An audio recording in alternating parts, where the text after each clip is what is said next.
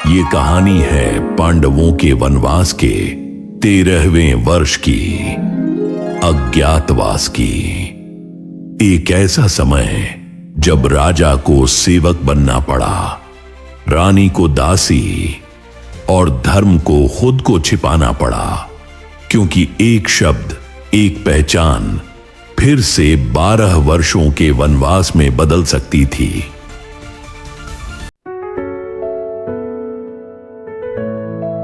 हमारा 12 साल का वनवास पूरा हुआ। अब 13वां साल शुरू होगा अज्ञातवास। हमारी जीत इसी में है कि कोई हमें पहचान न सके।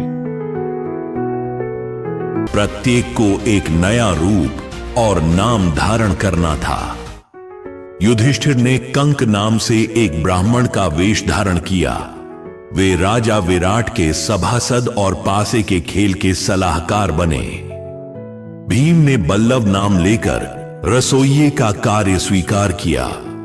उन्होंने कहा कि वे नलराज की रसोई में प्रशिक्षित हैं। उनका विशाल शरीर और अद्भुत बल देखकर विराट प्रसन्न हुए।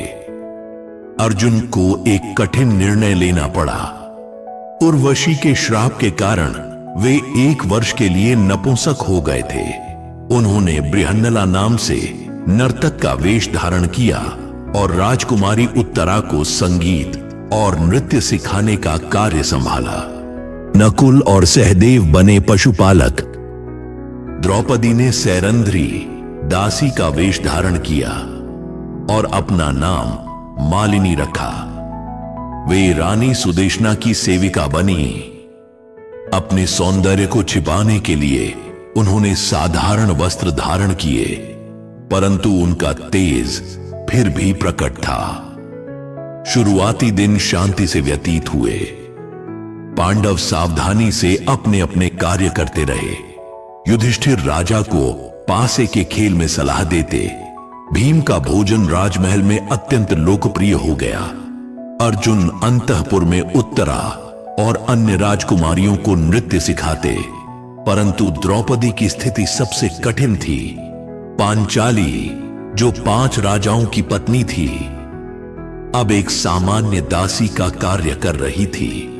उनका हृदय पीड़ा से भरा था, परंतु उन्होंने धैर्य धारण किया।